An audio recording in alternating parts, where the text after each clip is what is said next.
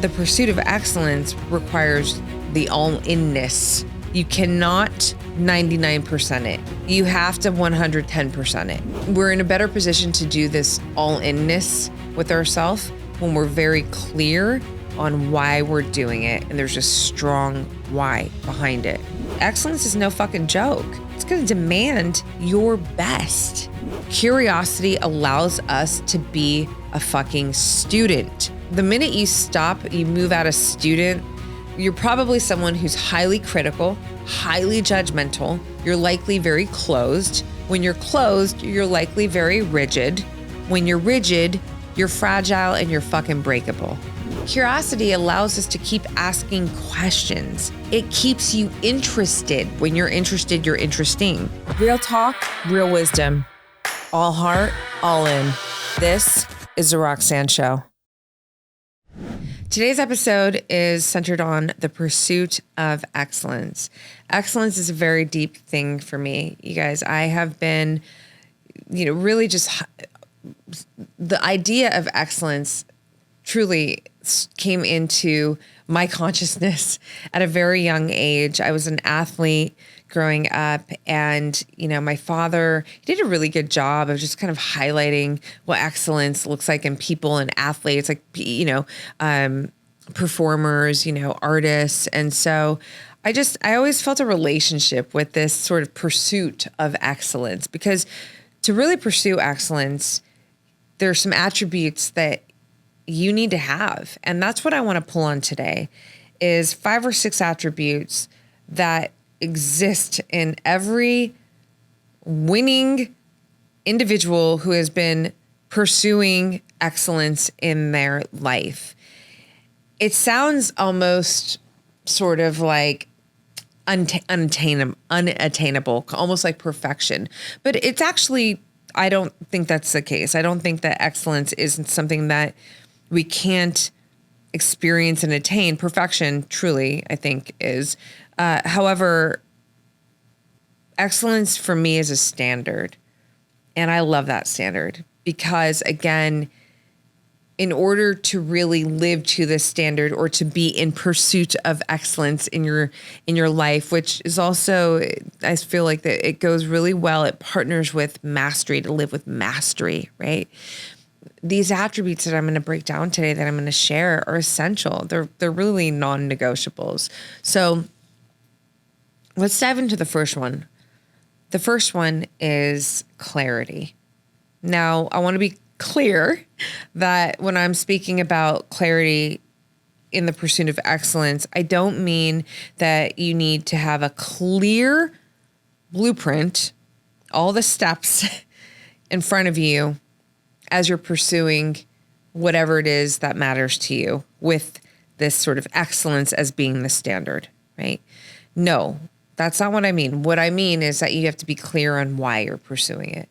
You have to be so clear that this is the thing that you want to go all in on, because the pursuit of excellence requires the all-inness. You cannot 99% it. You have to 110% it. This pursuit, meaning all of you and then some, needs to be integrated into this. And we're in a better position to do this all-inness with ourselves when we're very clear on why we're doing it and there's a strong why behind it. So clarity is really, really a really big piece. It's foundational, and that's why I'm sort of starting with it, right? If I think of my best friend, Kerri Walsh Jennings, we were recently at an event where she was getting awarded the Title IX event, and she was getting this Game Changer award, and it was just incredible just to be there with her and to witness the experience with her, because she's certainly a woman who has been pursuing excellence her whole life and has an incredible resume that shows that excellence has been her standard. And she has all these attributes that I'm going to share with you today. But she's certainly been very clear. She has been clear on why she was doing, just her Olympic journey, but it hasn't stopped. Like, she's still pursuing excellence in everything that she does, right? But even from that part of her career life that she's retired into now, her as an incredible entrepreneur, speaker, oh my gosh, powerhouse, truly. She's very clear on why she's doing everything. She has a very strong why behind it. So just using her as an example, I think it's so important. And that attribute, it allows for you to not be flimsy. If you're not really sure, if you don't have a strong why, if you're not very clear on why you want to do something, then you're not going to have that precision energy that is required to be in pursuit with excellence towards anything that you're pursuing.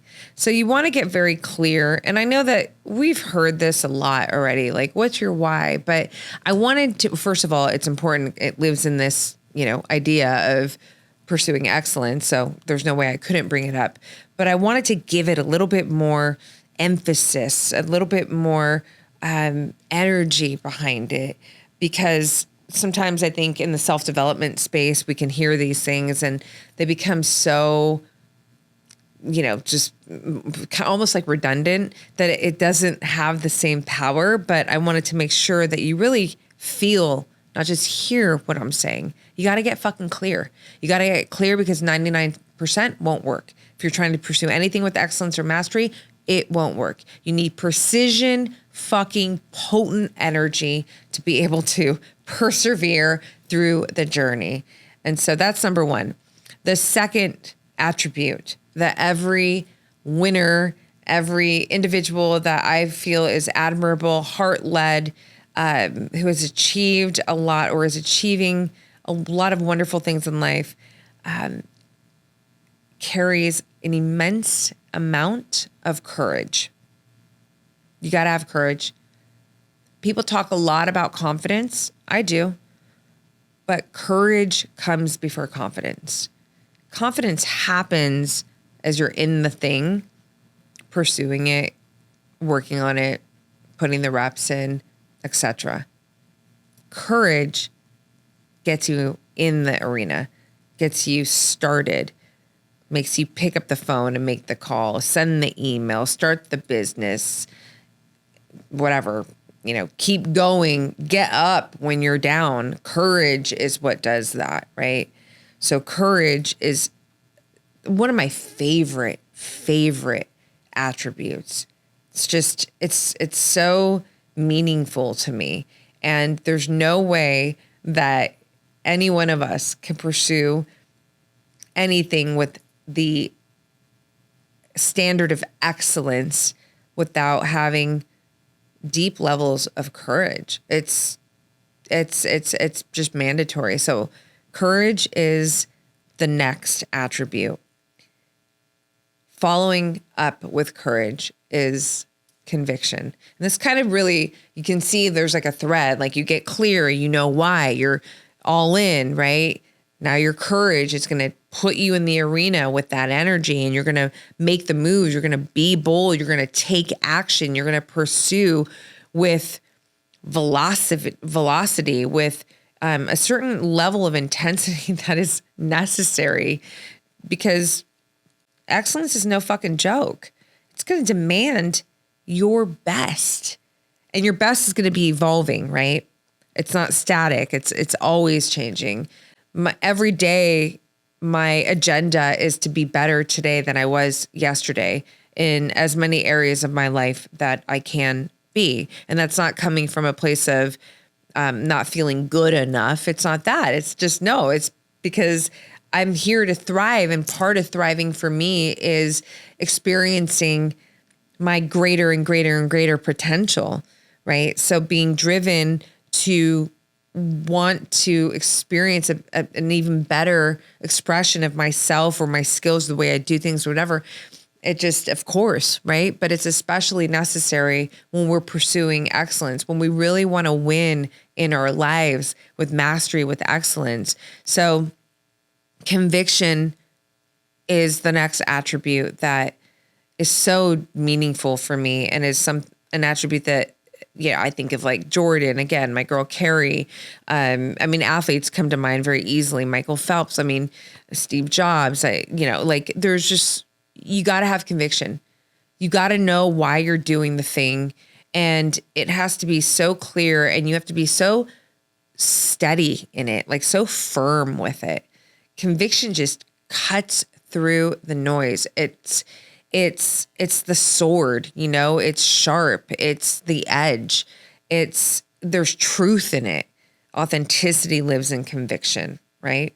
For me anyways, I really connect those two attributes. And so conviction is essential when you are pursuing anything, and excellence is the standard, because otherwise, again, it's like, it's so easy to become sidelined or, just sort of wilt, right? And then when I think of with the wilting, I think of you become flimsy. And once you become flimsy, you're out of the game, right? So conviction is sort of like the fire I see that moves. You can feel someone when someone speaks with conviction. Just, it calls a different level of authority.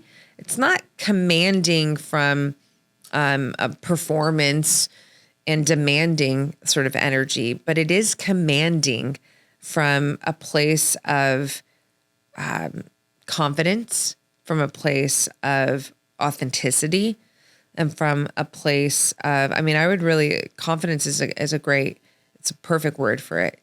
There's a lot of, again, you don't have to be confident in how everything is going to work out for you because how it's all going to go down. You don't have the blueprint, but you're sure about why you're doing it. You're sure you want to do it. And you're sure that no matter fucking what, you're going to keep moving to hit the goal, to win the thing, and to do it with the standard of excellence.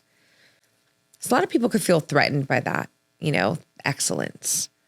Like it's almost too, like I said, almost like you could see like, oh, it's perfection. Especially we live in a time where, I don't know, I think some of this language and even the energy can be seen as like, it's just so intense and almost like it's not valuing the, it's almost like coming from not good enough energy, but that's not the case at all. And if you're listening to me and if you're, you've been dialed into me, then you're probably someone where, no, you want to experience, you want to fucking experience the greatest expression of your potential in life. And that is an evolving thing. And when I say greatest, I attach excellence to that. And that's not, it shouldn't feel like pressure. I'm moving through the attributes, but this is just coming through me and I feel like it's important to share.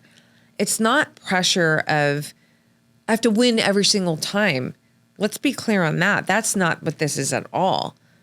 Excellence is, I'm going to fucking fail. I'm going to miss a shot. I'm going to fail. It's just part of the journey. But every single time I'm going to get back up and I'm going to make sure that I get back up with the same fucking enthusiasm, if not even more. And I'm going to learn how can I get up better, stronger, faster, whatever it is that I need to allow my potential to expand and to evolve into this greater expression of itself. This is all a really positive energy. It is not coming from a scarcity mindset. I'm not good enough, so I must. No, it's very abundant. It's very whole. It's very meaningful. So just wanted to insert that here before I move into the next attribute. The next attribute is curiosity.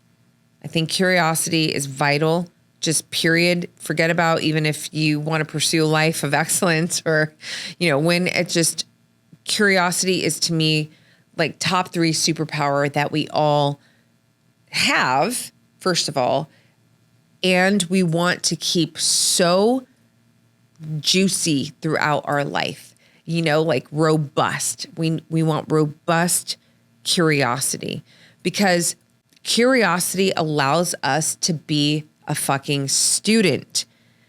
And the minute you move out of student, you're probably someone who's highly critical, highly judgmental.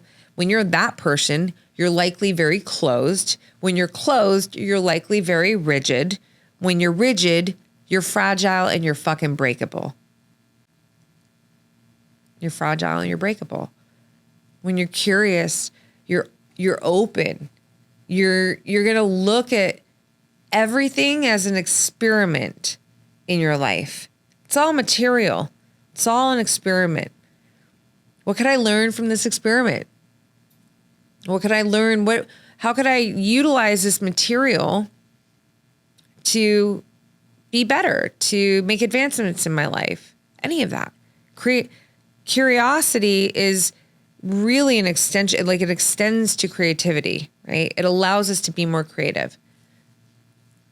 Really important. And every fucking winner who has done anything in life that is outstanding and lives with this sort of standard of excellence is a very curious, they have curiosity. Curiosity allows us to keep asking questions. It keeps you interested. When you're interested, you're interesting.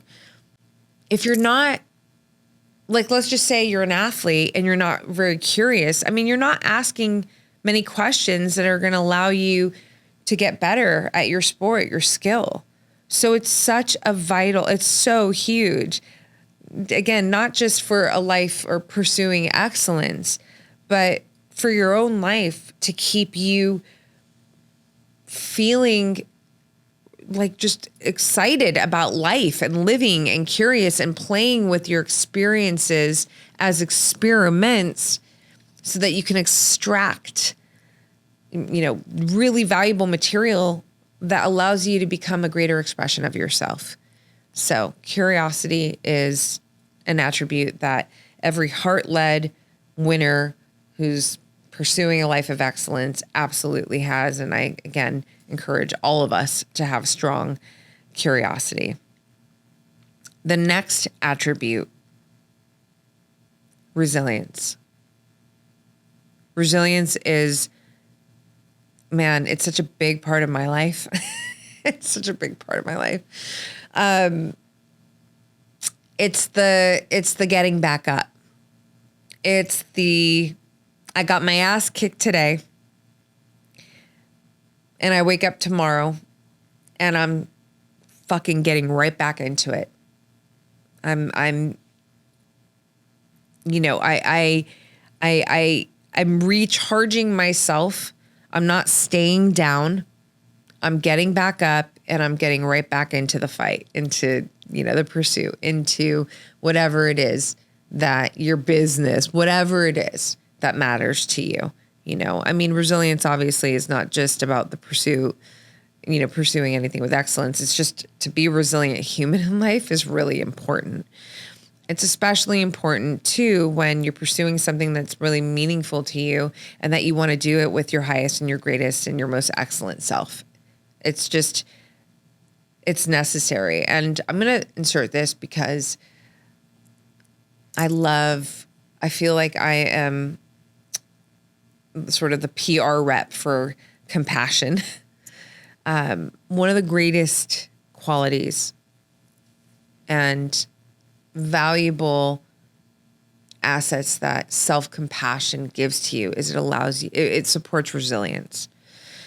People who lack self-compassion, kind of goes back to what I was just saying. You become so critical, so judgmental of yourself, and this closes you and you become rigid and you become fragile and you become breakable.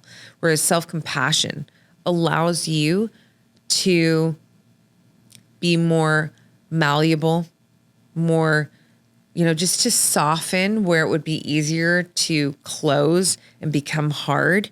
And because you soften, you allow yourself, there's more vitality in the softening than in getting hard. And when I think about, so let's just say you're going through something hard and you give yourself some compassion as you're moving through it, you're on the pursuit of excellence, right? You're moving through something in your life really meaningful, really valuable to you, and you're really trying to give it your absolute best, right? And you came up short one day, or some shit happened, and it really just, you got your ass kicked, right? But you're that person, you listen to this podcast and you know, like Roxy is always talking about self-compassion. So you decide to be compassionate with yourself, and you soften. If there was something for you to learn, you actually give yourself the space to analyze it, to look at it, because you're trading judgment and that harsh inner critic lens for a loving, curious lens. Say like, okay, here I am. Acceptance. What could I learn from this? How can I be better? Or maybe there is nothing to learn necessarily. Maybe it's just you got to persevere through. The compassion is going to allow you to do that. You're going to give yourself love in that moment. You're going to, and this isn't coddling. It's not like, it's just say like, I respect you. That's what compassion does. It says to yourself, like, I respect you. I see you. You're going through something. It's hard. It's fucking hard. I'm not going to make it harder on you right now. If we got to learn something, we're going to do it. We're going to do it together. We as in the we and you, right? But you're not going to disrespect yourself by beating yourself up and making things harder on yourself when you're already going through shit. It doesn't work. And it doesn't make you more resilient. It breaks you down. So if you want to become more resilient, then you need to apply more self-compassion. Thank me later. Literally. I would like, not that I need your thank you. I want to know that it actually fucking helped you. Subscribe to my Substack and we'll connect there. No, but so resilience, just to close out resilience. I mean, there's so many reasons why it is advantageous to be a resilient human. And look, we all come out with different levels of resilience. And then our life is going to invite us into experiences that will either allow us to grow our resilience or to diminish it. And hopefully you are always expanding and fortifying your resilience. Anytime we're pursuing something with excellence as the standard, you're going to need to be fucking resilient. You're going to have to face rejection. You're going to face failure. You're going to face just different hardships. You're moving through uncertainty. We all are, but you're really doing it on a higher level where the stakes feel higher, or maybe they actually are. And so you have to, the amount of mental warfare alone that you are going to go through. Like, I think of entrepreneurship as the best example, the mental fucking warfare of just navigating uncertainty and building anything of meaning with your highest and your greatest intention, excellence there as a standard. Yeah. If you're not resilient, it's just not going to happen. You won't survive. It's a requirement. So I gave you sort of like, how do I become more resilient? I mean, self-care is always a part of it, but compassion, self-compassion is literally a game changer when we want to fortify our resilience. The final one, and this really works with the compassion part, but it's just self-encouragement. There's going to be a lot of times, depending on what you're pursuing in your life, where you're not getting that encouragement from an external source. You're the only one clapping for you. You're the, maybe you're pursuing something that maybe your loved ones don't even understand. Like, what are you doing? Or don't see the vision or any of that. Or, you're in the journey and you're in the beginning stages of it, or even you're in the middle stages of it. And there's just not, you don't have a big audience there, like to cheer you on. You're not getting that sort of external validation that does serve a place. I always say that, like, external validation has its place. We just don't want our validation to be, contingent on, we want to be able to self-validate. That's very, very important. Right. But so the self-encouragement is really important. And I really believe that some of the greatest, I say believe because we have proof too. I have proof in my own life from the people in my life. If you're not able to encourage yourself, it's going to be really hard to get through a lot of the battles, like the hard moments, because in self-encouragement, you got to think like there's self-belief, right? If you're getting your ass kicked and things are looking not that great, or you didn't get the result that you wanted, or you didn't get the applause that you wanted, or the validation, any of that stuff, right? When you bring yourself into this, when you're operating with self-encouragement, you're going to have conversations where compassion is going to come in, and where you're going to encourage yourself with this belief, I believe in you, to note to self, right? Conversation with self. You're going to have many of those talks a lot of times throughout the way. I do. I'm like all the fucking time, with as many incredible wins and victories and everything expanding and elevating, because I am pursuing my life with excellence as the standard. I am constantly grappling with so many challenges out here, challenges internally, right? And gratefully, I got this part down, because I know if I wasn't able to encourage myself, to remind myself that I believe in myself, I trust myself, that, give myself that compassion, that love, that I would never even make it. I would not be here right now. End of story. No fucking way. I wouldn't. So all of these attributes, if the essay that I wrote on my Substack is really, it's a beautiful waterfall read. It's meaning like the ideas that I share flow, more poetically, because that's what I get to do with my writing versus coming out here and elaborating. But I felt very inspired by this essay. So I wanted to make it an episode here, because sometimes it just feels good to hear these things. Like maybe it's just the thing that you needed today, the reminder, maybe sometimes it's this thing where, because I know this to be true for me in my own life. I listen and watch podcasts. I don't watch TV with the exception of UFC fights, and that's it, and the occasional movie, but that's not television. I don't watch TV.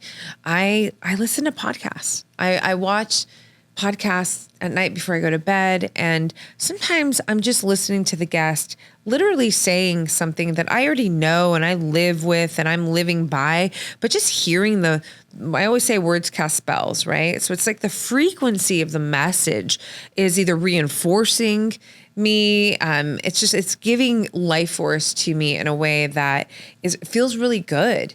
So whether today there was something revelatory that I shared with you, or maybe it was just that it's affirming and it's encouraging you, whatever it is, I hope that it landed somewhere along the lines. And you just remember that clarity, courage, conviction, curiosity, inserted compassion in there, resilience, and self-encouragement.